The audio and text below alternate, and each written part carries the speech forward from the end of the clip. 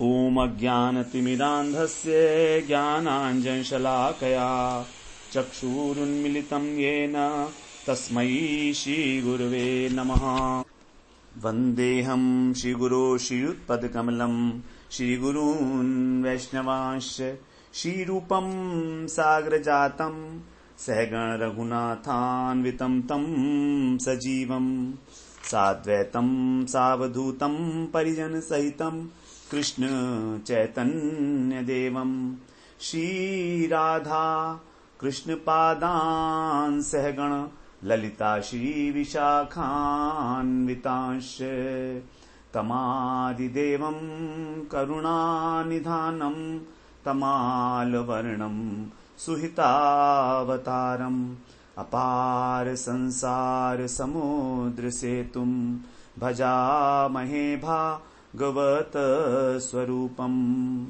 हे देव हे दैत हे भुवनैक बंधो हे कृष्ण हे चपल हे करुणैक सिंधो हे नाथ हे रमण हे नयनाभिराम हा हा कदानुभवितासि पदं दृशो मे।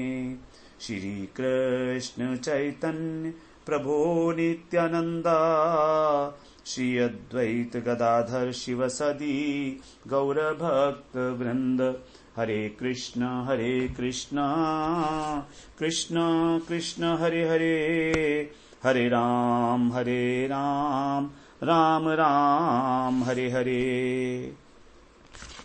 हरे कृष्णा। सर्वप्रथम मैं अपने गुरुपाद पद ओम विष्णुपाद अष्टोत्तर शत श्री श्रीमद् भक्ति वेदांत माधव गोस्वामी महाराज के चरण कमलों में अनंत कोटि दंडवत प्रणाम ज्ञापन करता हूँ। हम लोग श्रीमद् भागवत पुराण में दशम स्कंद में 13वां अध्याय ब्रह्म विमोहन लीला का हम लोग श्रवण कर रहे हैं। हम लोग अभी तक श्रवण कर रहे हैं कि किस प्रकार भगवान जो हैं कृष्ण स्वयं ही बछड़े और ग्वाल बाल बने हुए हैं और उन्होंने जो भगवान की योग माया शक्ति है उसने जो वास्तविक ग्वाल बाल थे और बछड़े थे उनको तो छिपा दिया, ब्रह्मा जी को पता भी नहीं लगा और उन्हीं की जो अंशभूता है योग माया की महामाया उसने माया के द्वारा जो है बछड़े और बालक बना दिए और बछड़े बालक बनाकर उन्हीं को ब्रह्मा जी ने चुराया था। ब्रह्मा जी ने जो वास्तविक गोप बालक हैं और बछड़े हैं उनको नहीं चुराया क्योंकि वो तो भगवान, वो तो चिदानंदमय है, उनको स्पर्श भी नहीं कर सकते हैं ब्रह्मा जी। और ब्रह्मा जी ऐसा सोच रहे हैं कि मैंने जो है छिपा लिया है। अब जो है कृष्ण ने ही स्वयं को बछड़ों के रूप में और बालकों के रूप में अपने को ही परिवर्तित किया। अपने को ही परिवर्तित नहीं किया बल्कि ये कहेंगे कि अपने ही रूप बना लिए। तो कृष्ण ही जो गोप बालक बन गए और कृष्ण ही जो है वो बछड़े बन गए। अब इस प्रकार से वो 1 वर्ष तक जो है लीला भगवान की चलती रही। घर पर आते हैं वो और अपनी अपनी माताओं का जो है आनंद वर्धन करते हैं, गायों का आनंद वर्धन करते हैं बछड़े के रूप में। तो यहां पर विशेषता ये बताई गई कि तीनों के जो भाव हैं वो क्या क्या हैं। माता का भाव जो है अपने पुत्र के प्रति कृष्ण के समान हो गया। जैसे वो कृष्ण को पहले प्रेम करती थी उतना ही प्रेम अब उसको अपने पुत्र के प्रति भी हो गया क्योंकि पुत्र जो है उसमें कृष्ण ही आए हैं, कृष्ण ही हैं उसके पुत्र बने हुए हैं। अब कृष्ण का भाव जो है वो पहले तो ये था कि मैं यशोदानंदन हूं, लेकिन अब उनका ये भाव हो गया कि मैं नहीं, मैं सुबल ही हूं। यदि कृष्ण सुबल बने हैं तो मैं सुबल हूं और ये मेरी माता है, क्योंकि कृष्ण प्रेम के अधीन है। इस प्रकार से ये अंतर हो गया। और तीसरा, जो गोपियों थी उनका अपने प्रति जो है अपने पुत्र के प्रति तो कृष्ण के समान भाव हो गया, लेकिन ऐसा होते हुए भी जो यशोदानंदन कृष्ण हैं उनमें उनका विशेष स्नेह देखा जाता है। ये अपूर्व बात है। और क्यों ना हो, क्योंकि जो स्वयं कृष्ण है यशोदानंदन है उनका जो अंग विन्यास है, उनकी जो वाणी है, उनका जो व्यवहार है, निश्चित रूप से वो सखाओं से अत्यंत मनोहर है, अत्यंत आकर्षक है। तो कृष्ण ही हैं। अब यहां पर सखा बने हैं कृष्ण, लेकिन उनका व्यवहार तो बिल्कुल सखा की भांति है ना। मगर कृष्ण की जो भंगिमा है, कृष्ण की जो स्टाइल है, कृष्ण की जो अदाएं हैं, वो तो निश्चित रूप से सखाओं से बहुत अधिक आकर्षक हैं। तो यशोदानंदन कृष्ण का जो वैशिष्ट्य है वो तो हमेशा बना ही रहेगा, वो तो अपूर्व है, उसका कोई कंपैरिजन नहीं है। यदि हम कहें कि पुत्र भी कृष्ण के बराबर हो गए, ऐसा नहीं है, क्योंकि उस सखा के अंदर जो कमजोरियां थी, जो गुण थे, वो तो वही के वही हैं। इसीलिए वो कृष्ण तो हो नहीं सकते। हां, क्योंकि वो कृष्ण ही बने हैं सखा, इसलिए माता का जो है जहां तक स्नेह है वो अधिक हो गया, लेकिन आकर्षण कृष्ण के प्रति ही, जो यशोदानंद कृष्ण है उनके प्रति ही अधिक रहा। इस प्रकार से यहां पर ये भाव बताया गया है। बड़ी इंपॉर्टेंट बात है जो समझने योग्य है। अब 28वें श्लोक में हम लोग प्रवेश करते हैं। कह रहे हैं,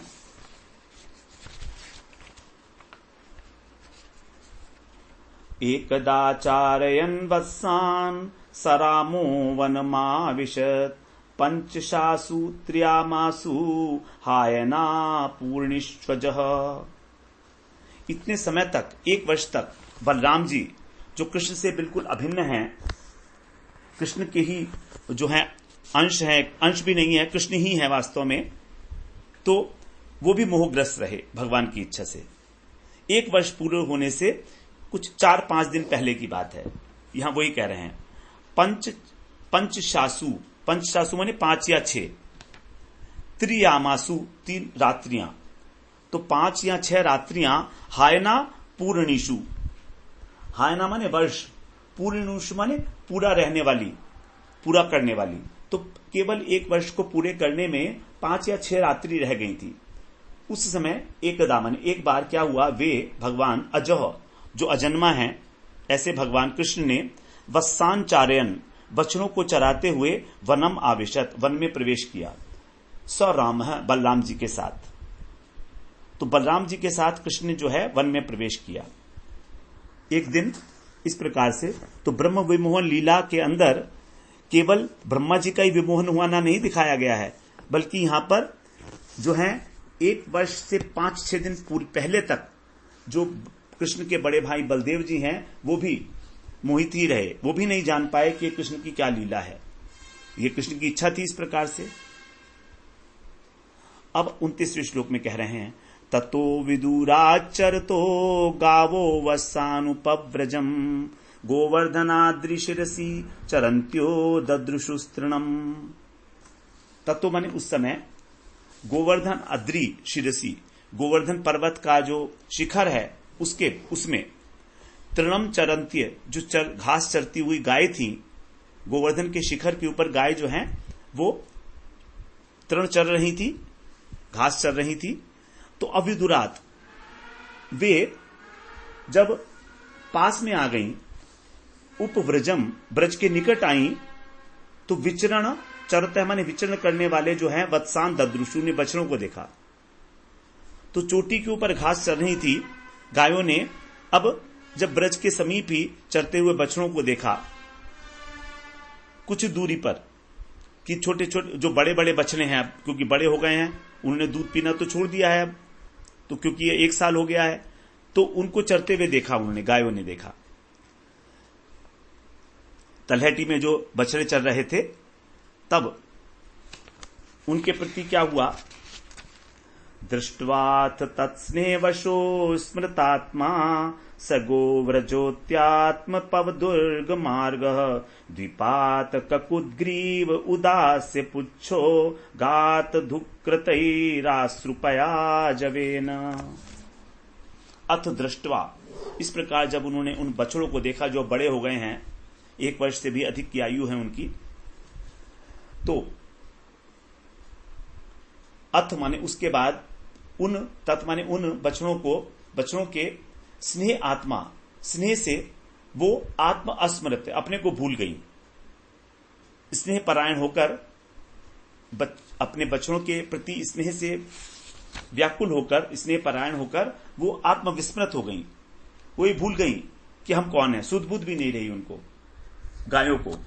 स गो ब्रज है, और वे ब्रज की जो गायें थी वे आत्म अति अपदुर्ग मार्ग है, अपने लिए जो अत्यंत कठिन मार्ग था उस रास्ते से, जो दुर्गम रास्ता था, नॉर्मल रास्ता नहीं था, क्योंकि शिखर पर जाने के लिए गोवर्धन के एक तो रास्ता होता है प्रॉपरली जो बना होता है, और दूसरा होता है कि झाड़ झंकाड़ होते हैं बीच में, तो वो झाड़ झंकाड़ वाले रास्ते से जो अपदुर्ग मार्ग है जिसपे चलना बहुत कठिन था, द्विपाद दोनों पैरों से कूदती हुई ककुद ग्रीव, और अपनी गर्दन को ककुद से लगाकर, अर्थात गर्दन सिकोड़कर उनके कुबड़ से मिल गई इस प्रकार से, और उद आस्य पुच्छ, अपनी पूछ को और मुंह को उठाए हुए, हुंकृतई हुंकार करते हुई, आश्रुपया अपने थनों से दूध बहाती हुई, जवेन अगात वेग से दौड़ पड़ी।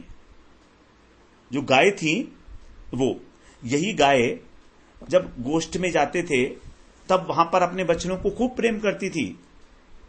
अच्छा, लेकिन बाहर कभी इन दोनों का मिलन नहीं होता था, गाय का और बछड़े का, क्योंकि गाय कहीं और चरने गई हैं और बछड़े कहीं और चर रहे हैं। बछड़े जो हैं आसपास ही चरते थे ब्रज के, और गाय जो है अंदर जंगल में चली जाती थी, बड़े बड़े ग्वाल बाल जो थे उनको चराते थे। तो अब यहां पर पहली बार जो है देखा कि पास में ही है, गायों ने अपने बछड़ों को देख लिया कि ये तो मेरे बछड़ा है, मेरे पुत्र है। तो जब गायों ने अपने बछड़ों को देखा तो उनका वात्सल्य स्नेह उमड़ आया और उनकी सारी सुध बुध खो गई, और उनको जो लेकर आए थे ग्वाल बाल नहीं है, वो तो ग्वाले हैं, बड़े हैं, तो उन्होंने रोका भी उनको, लेकिन रोकने पर भी वो अत्यंत कठिन मार्ग से पार करती हुई बछड़ों की तरफ दौड़ी। और जब दौड़ रही हैं तो उस समय का चित्रण करते हुए कह रहे हैं, उनकी गर्दनें सिकुड़कर कुबड़ से मिल गईं, मुंह को और पूंछ को ऊपर उठा लिया, हुंकार करती बड़ी तेजी से पहुंची और ब्रज के समीप आ गई। उन्हें ऐसा लग रहा था कि मानो उनके दो ही पैर हैं, दोनों पैरों पर इतनी तेजी से कूदती हुई। तो उस समय क्या हो रहा था, उनके स्तन से प्रचुर मात्रा में दूध भी निकल रहा था। ऐसी हो गई गाय वो, अस्मृतात्मा, अपने को भूल गई। इसीलिए उन्होंने कांटों वाला जो रास्ता था उसको पार किया, छोटा रास्ता था वो, इसलिए अपने जो है बछड़ों को देखने मात्र से ही इतना उनके अंदर जो है वो वात्सल्य उमड़ आया कि जो गोप थे वो अनेक चेष्टा करके भी उनको रोक नहीं पाए। इसीलिए क्रोधित होके वो भी गाय के पीछे पीछे नीचे उतर आए। तो अब आगे बता रहे हैं उसको, समेत्य गावो धुवत्सान वत्सवत्योप्यपाययन् गिलियन्त्य इव चांगानी लिहन्त्य सौधसंपयः। यहां पर अब गाय की जो चेष्टाएं हैं उनका वर्णन किया जा रहा है। क्या चेष्टा है उसकी, कैसे कर रही है वो, कि गावह मतलब जो गाय हैं बहुवचन है, अध माने गोवर्धन के नीचे आकर, वत्सान अब समेत्य अपने बछड़ों के समीप पहुंचकर, वत्सवत्य और दूसरे जो छोटे बच्चे हैं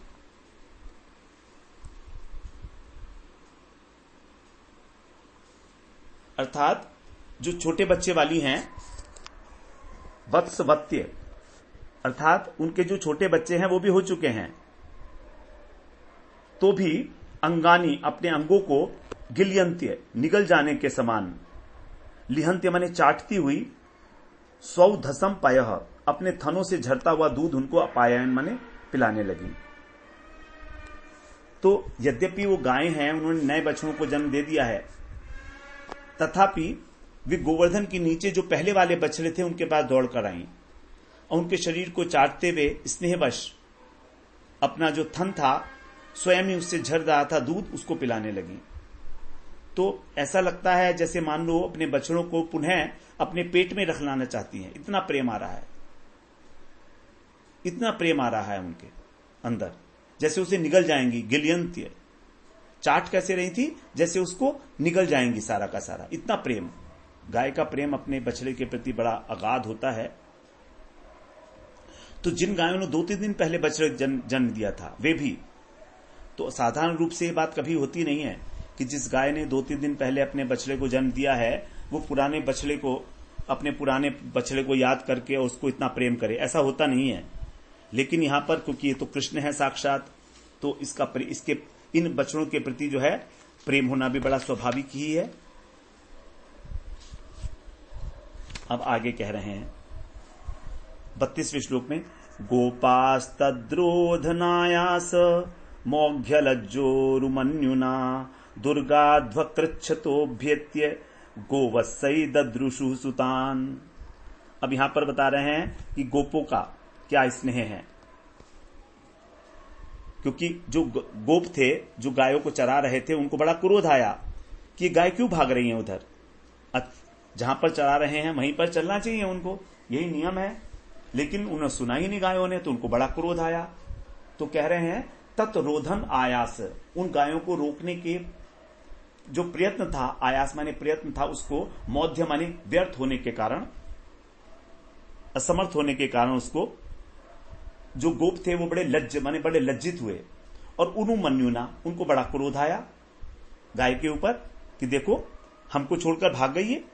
तो लज्जा का भी विषय भी है कि हम जो है ठीक तरह से इसको जो है हैंडल नहीं कर पाए, इसको कंट्रोल नहीं कर पाए।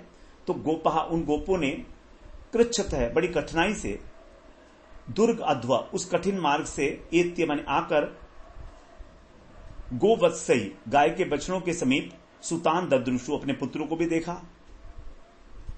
तो जो गोप थे वो भी उसी रास्ते से आए, उन्होंने बड़े प्रयास से, क्योंकि गाय जो है वो तो कांटों में जो है घुस जाती है और चल लेती है, लेकिन एक व्यक्ति के लिए तो कांटों में से रास्ता बनाने में बड़ी तकलीफ होती है। तो किसी तरह वो भी उस दुर्गम मार्ग को पार किए और वहां पर उपस्थित हुए। और जब वहां पर उपस्थित हुए तो वो चाहते थे कि जो है क्रोधित होकर आए थे, तो वो चाहते थे बालकों को अपने डांटना। बालकों को इसलिए डांटना चाहते थे, वो कहना चाहते थे कि तुम बछड़ों को यहां पर क्यों लाए हो, ये तो एरिया नहीं है बछड़ों का। तो दोनों, और गाय के ऊपर भी उन्हें क्रोध आ रहा था और बच्चों के ऊपर भी आ रहा था, अपने बच्चों के ऊपर, कि तुम यहां क्यों ले आए। अब गाय को हम चरा रहे थे, वो सारा का सारा वहां छोड़ के और यहां आ गई, तो सारा जो चल रहा था, व्यवस्था चल रही थी, उसमें जो है भंग हो गई सारी की सारी व्यवस्था। लेकिन यहां पर कह रहे हैं जैसे उनकी अपने बालों के ऊपर दृष्टि पड़ी, तब उन्होंने देखा अब कि हमारे बालक भी तो यहीं पर ही है ना, उनको तो डांटना था। तब क्या हुआ उसको आगे कह रहे हैं, तदीक्षणोत्प्रेम रसाप्लुतोषया जातानुरागा गतमन्यवोर्भकान उद्दुय्य दोर्भी परिरभ्य मूर्धनि घ्राणैरवापु परमामुदं ते। बिल्कुल उल्टा मामला हो गया, क्योंकि गोप जो हैं वो भी तो वो जो बालक हैं वो भी तो बालक नहीं है ना, वो भी तो कृष्ण बने हुए हैं, तो उनकी भी हालत वही हो जानी है जो उनकी हुई है। तो कह रहे हैं तत्ईक्षण, उन बालकों को देखने से उत प्रेम रस, उनके अंदर प्रेम रस जो है उत्पन्न हो गया, और आप्लुत, उनका जो हृदय है उस प्रेम रस से सरोबार हो गया। आशय, ऐसा होने से क्या हुआ, अनुराग जाता है, उनके हृदय में अपने पुत्र के प्रति स्नेह जागृत हो गया, अनुराग जागृत हो गया। और गत मन्यवह, और क्रोध हुआ बिल्कुल शांत, खत्म हो गया, पता नहीं कहां गया। ते अर्भकान, उन्होंने क्या किया फिर, अर्भकान माने बच्चों को दोर भी उधुय, अपनी भुजाओं से उठा लिया, परिरभ्य, उनका आलिंगन करके, मूर्धनि घ्राणई, उनका सिर सूंघ रहे हैं, परमाम मुदम अवापुहु, परम आनंद को प्राप्त किया। तो देखिए अब यहां पर गोपों की क्या हालत है। तो पुत्रों के प्रति भी जो है अनुराग उत्पन्न हो गया उनका। तो इस प्रकार पहले जो पुत्रों के प्रति उनके रोष था कि ये क्यों लाए हैं यहां पर, व्यवधान पैदा कर दिया इन्होंने, सब कुछ बिगाड़ दी मामला, तो वहां आते ही सारा का सारा क्रोध पता नहीं कहां चला गया। उनका क्रोध का कारण यही था कि तुम गाय की दृष्टि में बछड़ों को क्यों लाए हो, क्योंकि जब गाय की दृष्टि में बछड़े आ जाते हैं तो गाय उस बछड़े को जो है मिलना चाहती है, उसको अपना दूध पिलाना चाहती है। इसीलिए अब यहां पर वे भी जातानुरागा, अर्थात जो प्रेम की अवस्था है उसमें पहुंच गए, अनुराग से युक्त हो गए, और जो उस अवस्था को प्राप्त हो गए, और क्रोध उनका बिल्कुल शांत हो गया, पता नहीं कहां गया। चुंबन करने लगे अपने बच्चों का, माथा सूंघने लगे उनका। अब ये बातें जो हैं, जब कृष्ण और बलराम दोनों साथ गए हैं 4-5 दिन पहले, 1 वर्ष पूरा होने में, तब की बात है। अब आगे कह रहे हैं 34वें श्लोक में गोपों की स्थिति है। ततः प्रवयसो गोपास्तोकाश्लेष सुनिर्वृता कृच्छाच्छनैरपगतास्तदनुस्मृत्युदृश्यवः। ततः माने उसके बाद प्रवयस गोप, जो वृद्ध गोप थे उन्होंने तोकाश्लेष सुनिर्वृता अपने पुत्रों को आलिंगन किया और आनंदित होकर, निर्वृता माने आनंद, निर्वृत तो अच्छी प्रकार से आनंदित होकर, शनै माने धीरे धीरे, कृच्छात बड़े कष्ट के साथ, अपगता उस आलिंगन इत्यादि जो क्रियाएं थी, आलिंगन कर रहे थे अपने बच्चों का, उनका जो है मस्तक सूंघ रहे थे, उनका मुख चुंबन कर रहे थे, उससे निवृत्त हो गए, अपगता। और तदनुस्मृत्यु दृश्यवा, फिर अपने पुत्रों का स्मरण कर रहे हैं, उन्हीं का, और नेत्रों से उनके अश्रु प्रवाहित होने लगे। गोपों के नेत्रों से अश्रु प्रवाहित होने लगे। छोड़ तो दिया बड़े कष्ट पूर्वक, धीरे धीरे वहां से फिर चले गए, लेकिन बार बार पुत्र की स्मृति आ रही है, याद आ रही है, प्रेमाश्रु बह रहे हैं। तो इस प्रकार से उन्होंने जो है अपने पुत्रों का वियोग उनको अनुभव हो रहा है। पहले तो ऐसा कभी नहीं हुआ था। पहले अपने पुत्र का स्मरण करके कोई आंसू थोड़ा ना बहाता था इस प्रकार से। कभी मिल भी जाते थे तो इस प्रकार से तो कोई घटना नहीं हुई थी, लेकिन आज इतना प्रेम उनके हृदय के अंदर जो है उत्पन्न हुआ है। अब आगे कह रहे हैं 35वें श्लोक में, व्रजस्य रामः प्रेमधे वीक्ष्योत्कण्ठ्यमुनक्षणम् मुक्तस्तनेषु तनेषु अपत्येषु अप्येहेतु विदचिन्तयत्। जो राम है अर्थात बलदेव जी, मुक्त स्तनेषु, जो आयु से अधिक हो गए हैं, इसके कारण उनको स्तनपान से विरत हो जाना चाहिए बछड़ों को, क्योंकि अधिक आयु पर बछड़ा जो है स्तनपान नहीं करता है, वो चरने लगता है, घास चरता है वो। तो यहां पर जो दूध पीना छोड़ चुके थे, अपत्येषु, अपत्य माने बच्चे, बछड़े, तो आयु अधिक होने पर जिन्होंने स्तनपान से जो विरत हो जाना चाहिए था, और बछड़ों के प्रति भी और ब्रज की गायों का जो अनुक्षण प्रेम बढ़ता जा रहा है, प्रेमर्धे, औत्कंठ्यम उनकी उत्कंठा को देखा, वीक्ष्य माने उसको देखकर, अहेतुवित उसका कारण नहीं जान पाए, अहेतु कारण नहीं जान पाए, और अचिंत्यत सोचने लगे। अर्थात आयु अधिक हो जाने से जिन बछड़ों ने माताओं का स्तनपान करना छोड़ दिया था, उन बछड़ों के प्रति गायों का इतना स्नेह और उत्कंठा ऐसा देखा, क्योंकि तभी तो गाय जो है इतना सब कुछ छोड़ छाड़ के वहां पर भागी भागी आई हैं। तो इसका कारण जो है बलदेव जी नहीं समझ पाए और विचार करने लगे कि क्या हो सकता है ये। बलदेव जी वहां पर आराम से बैठे हुए थे वृक्ष की शीतल छाया में, और जब गायों का भी और वृद्ध गोपों का भी इस प्रकार का भाव देखा तो मन ही मन विचार करते हैं कि मैं क्या देख रहा हूं। जो वृद्ध थे वो लाठी लेकर आए थे यहां पर, और गायों को रोकना भी चाहते थे, लेकिन गाय जो थी बड़े दुर्गम रास्ते से छलांग मारती हुई आई, और जिन बछड़ों ने दूध पीना बंद कर दिया था उन्हें भी स्तनपान करा रही हैं।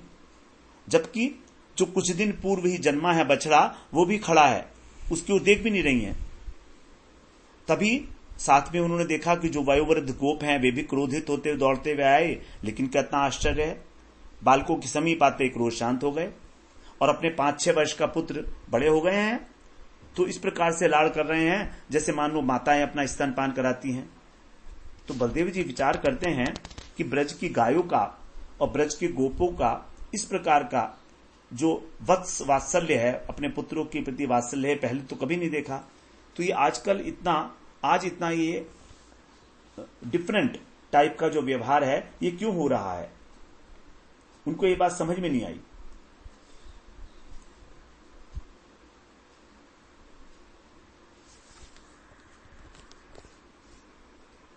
और ये जो गोप हैं ये तो हमेशा से ही अपने बच्चों को देखते हैं, लेकिन इससे पहले कभी इनका इतना प्रेम नहीं देखा गया।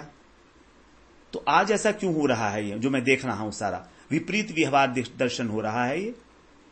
अब यहां पर जो बलदेव जी हैं वो तो भगवान कृष्ण के बड़े भाई हैं, प्रिय सखा हैं, तो बलदेव जी जो हैं उनको तो मोहित नहीं करना चाहिए था, बताना चाहिए था कृष्ण को, यदि कृष्ण ने ऐसा करना था तो।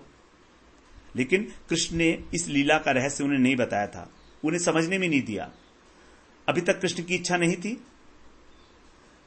अभी तक, क्योंकि कारण क्या था, चाहते तो कृष्ण ये बात पहले ही बता सकते थे, लेकिन जो कृष्ण का सुबल सुदाम इत्यादि जो प्रिय सखा हैं, इनके 1 वर्ष के विच्छेद का दुख बलदेव जी को नहीं देना चाहते थे।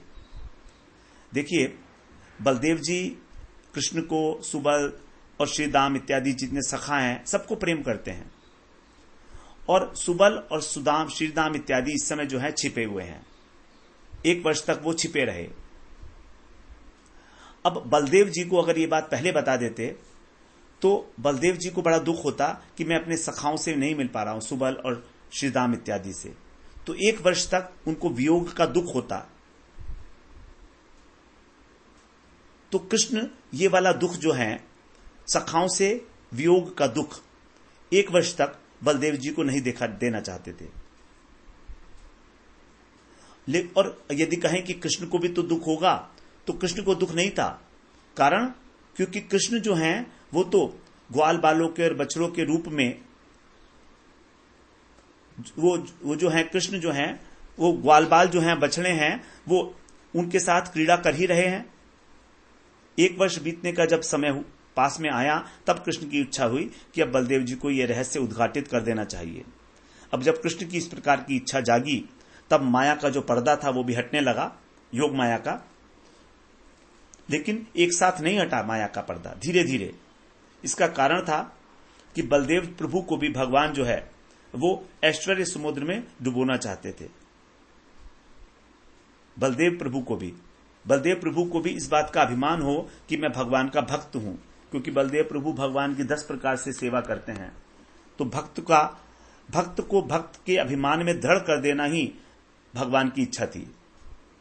बलदेव जी का, जब बलदेव जी कृष्ण के सामने होते हैं तो उनके अंदर दास अभिमान होता है, कृष्ण की जो है वो सेवा करते हैं। और जब बलदेव जी अकेले होते हैं तो उनके अंदर भगवत अभिमान होता है, क्योंकि वो भगवत तत्व हैं। तो यहां पर कृष्ण जो है उनको 2 प्रकार से, 2 कारण थे नहीं बताने के। एक तो सखाओं का वियोग ना हो, नंबर 1, और दूसरा उनका जो भक्त अभिमान है वो और अधिक दृढ़ हो जाए। यदि बलदेव जी से मान लो कृष्ण पहले बताते, तो हो सकता है बलदेव जी मना कर देते, हो सकता है कि कोई आवश्यकता नहीं है, सब तुम जो ब्रह्मा की इच्छा को पूरा कर रहे हो, कोई जरूरत नहीं है, क्योंकि इससे जो है हमको वियोग होगा, अपने सखाओं से हम बिछुड़ जाएंगे।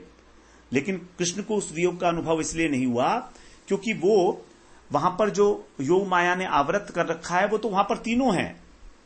कृष्ण तो वहां पर विराजमान है, सखाओं के साथ पुलिन पर भोजन कर रहे हैं जो, तो कृष्ण को वियोग नहीं हुआ।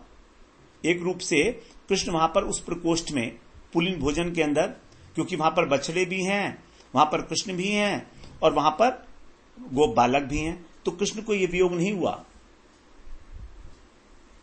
5 दिन पहले जब,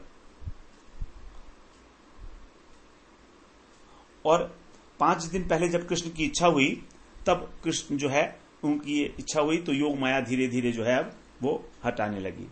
अब भक्ताभिमान में कैसे डुबोना है बलदेव जी को? जब कृष्ण काली देह में डूबे थे तो उनको अभिमान नहीं, तो उनको आश्चर्य नहीं हुआ था बलदेव जी को, क्योंकि बलदेव जी को मालूम था कि ये तो स्वयं भगवान ही है। तो यदि बलदेव जी भगवान के अभिमान में रहेंगे तो आश्चर्य नहीं होगा। बलदेव जी यदि भगवान के अभिमान में रहेंगे तो अब भगवान के अभिमान में रहेंगे तो आश्चर्य की बात ही नहीं होगी। लेकिन जब भक्त अभिमान में आएंगे तब बलदेव जी को आश्चर्य होगा। इसीलिए एक भक्त की तरीके से ही कृष्ण ने उनको यहां पर जो है माना है।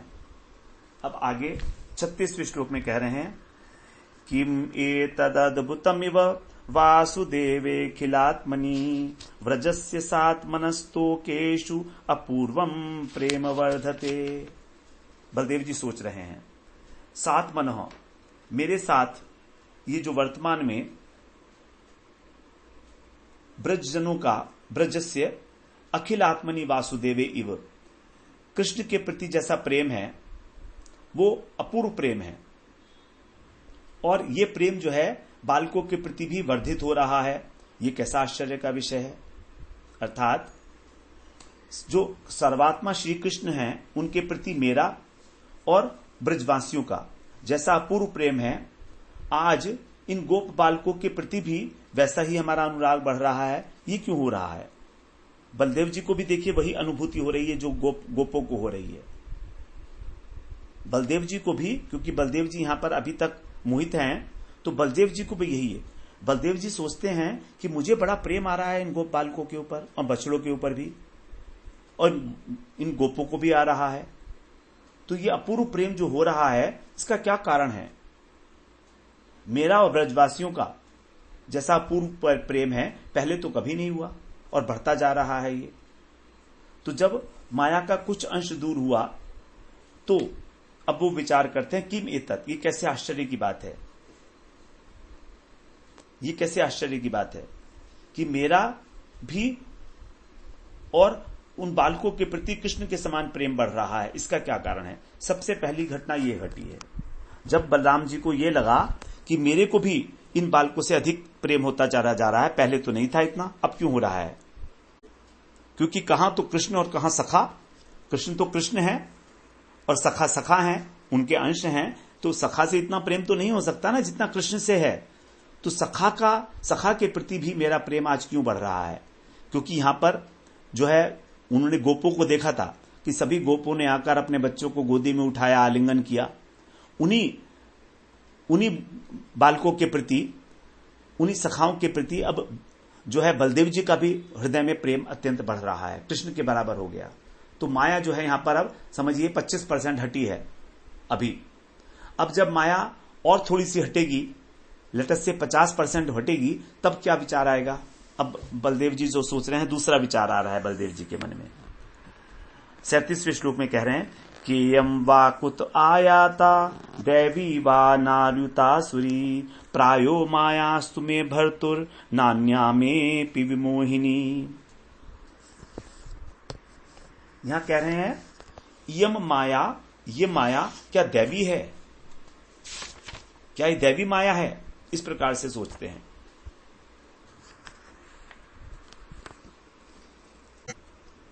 अथवा क्या ये आसुरी माया है?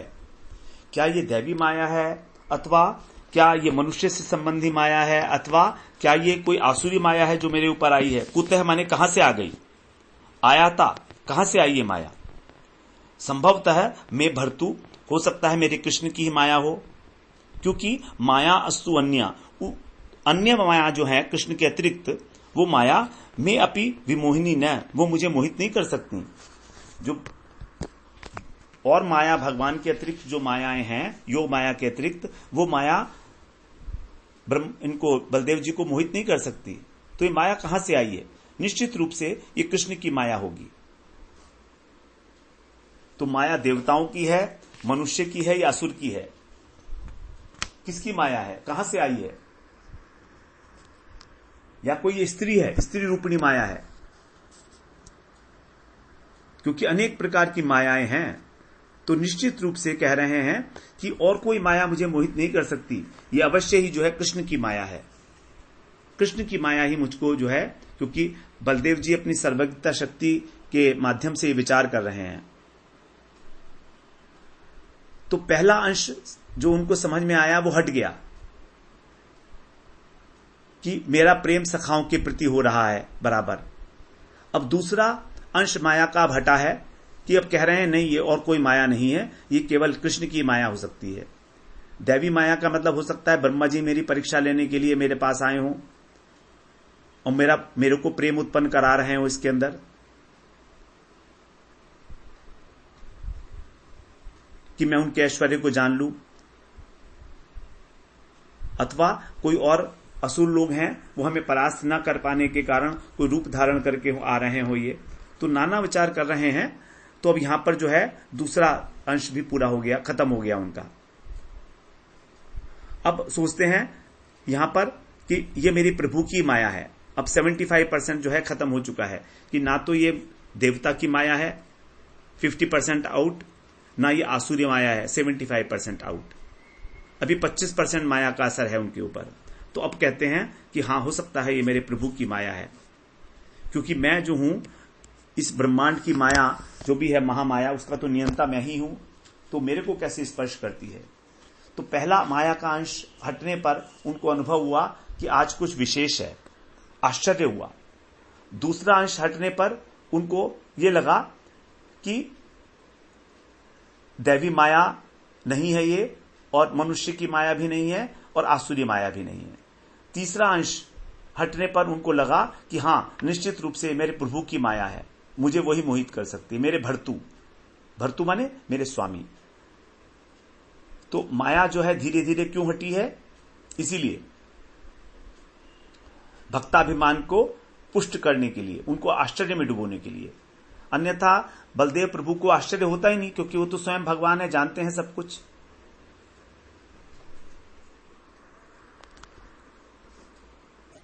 अब आगे 38वें श्लोक में कह रहे हैं, इति संचित्य दाशार्हो वत्सान सवयसानपि सर्वानाचष्ट वैकुंठम चक्षुषा वयुनेन सह। 100 दाशार्ह, वो जो बलराम जी हैं, दाशार्ह कहा यहां पर, दाशार्ह जो राजा के वंश में आने से उनको दाशार्ह कहा, क्योंकि यादव है ना वो, तो एक ये भी जो है यादवों का वंश है, उसके लिए कहा है दाशार्ह। तो वो जो बलराम जी ने, इति माने इस प्रकार, संचित्य माने संचित्य, वयुनेन चक्षुषा, अपने ज्ञान चक्षुओं के द्वारा, सर्वान सवयसान, सभी सहचरों को, और वत्सान माने बछड़ों को, अपि वैकुंठम, श्री कृष्ण के रूप में आचेष्ट माने देखा। अब ज्ञान दृष्टि से देख लिया उन्होंने कि ये तो सारे के सारे कृष्ण ही हैं, कृष्ण ही प्रकाशमान हो रहे हैं। जब स्थिर भाव से देखा उन्होंने, तो माया का चौथा भाग भी हट गया, और ये था अब कृष्ण ही उनको दिख रहे हैं, कृष्ण स्वरूप में दर्शन कर रहे हैं, सभी ग्वाल बालों का और बछड़ों का भी। तो इस प्रकार जो है धीरे धीरे उनके ऊपर से माया हटी है। देख रहे हैं कि कृष्ण ही जो है अनंत गोप बालकों के रूप में गोपों की गोद में बैठे हैं, कृष्ण ही बछड़ों के रूप में गायों का स्तन पार कर रहे हैं। अत्यंत चमत्कृत हो उठे बलदेव जी भी, कभी कृष्ण की ओर देखते हैं, कभी गोप बालकों की ओर देखते हैं, कभी बछड़ों की ओर देखते हैं। कृष्ण, जब बलदेव जी ने इस प्रकार भगवान की लीला देखी तो बड़े व्याकुल हो गए। तब कृष्ण ने जो है उनको आगे सारी चीजें बताई हैं कि कैसे कैसे सारा कुछ हुआ है। तो इस प्रकार जो है कृष्ण के स्वरूप में दर्शन किया उन्होंने। अब आगे 39 श्लोक में कह रहे हैं, नैते सुरेशा ऋषवो न चैते त्वमेव भासीश्च भिदाश्रयेऽपि सर्वं पृथक्त्वं निगमात् कथं वदेत् त्युक्तेन वृत्तं प्रभुणा बलौ वैत। 39 श्लोक है, इसमें कह रहे हैं कि एते माने बलराम जी ने ये सब कृष्ण से कहा, ये सब सुरेशा न, ये देवता तो नहीं है और ये ऋषि भी नहीं है, अर्थात ये देवी माया भी नहीं है और ऋषि माया भी नहीं है, और भिदा आश्रय अपि, और मैं जो है किसी प्रकार का भेद भी नहीं देख रहा हूं। पृथक प्रतीत हो रहे हैं, लेकिन ये मैं देख रहा हूं कि ईश त्वम एव, तुम ही केवल एकमात्र भासी माने प्रतीत हो रहे हो। तो यदि मैं इनमें भेद देखना चाहूं तो भी मुझे नहीं दिख रहा है। भेद भिदा आश्रय अपि, भेद का आश्रय लेने पर भी हे भगवान त्वम एव भासी, तुम ही प्रतीत हो रहे हो। पृथक त्वम कथम निगमात, ये पार्थक्य कैसे हो गया। निगमात माने अच्छे प्रकार से मुझे वद माने बतलाओ। इति प्रभुणा, इस प्रकार कहने पर भगवान के वृत्तम उक्तेन, वृतांत बताए जाने पर बल है अवैत, बलराम जी ने इस प्रकार जाना। तो यहां पर उन्होंने कहा कि आप मुझे इसका वर्णन कीजिए। तो इसके बाद फिर कृष्ण ने उनको सारा वृतांत सुनाया कि क्या क्या बातें हुई, और बलदेव जी जो हैं सारी बातें समझ गए। संक्षेप में ही सारी बातें हुई होंगी, क्योंकि केवल इशारा काफी होता है। बलदेव जी स्वयं प्रभु हैं, भगवान ने बता दिया कि किस कारण जो है कृष्ण स्वयं ही ग्वाल बाल बछड़े बने हैं, क्या प्रयोजन था, असली बच्चे और असली बछड़े कहां हैं, तो ये क्या सिद्ध करना चाहते थे, इस प्रकार से सब कुछ भगवान ने वहां पर बताया। और बहुत ही अल्प समय में ही सब चीजें बता दी और सब प्रकार से वो जान गए इस प्रकार से। अब हम इसके आगे 40वें श्लोक से अगले सत्र में श्रवण करते हैं। वांछा कल्पतरुभ्यश्च कृपा सिन्धुभ्य एव च पतितानां पावनेभ्यो वैष्णवेभ्यो नमो नमः।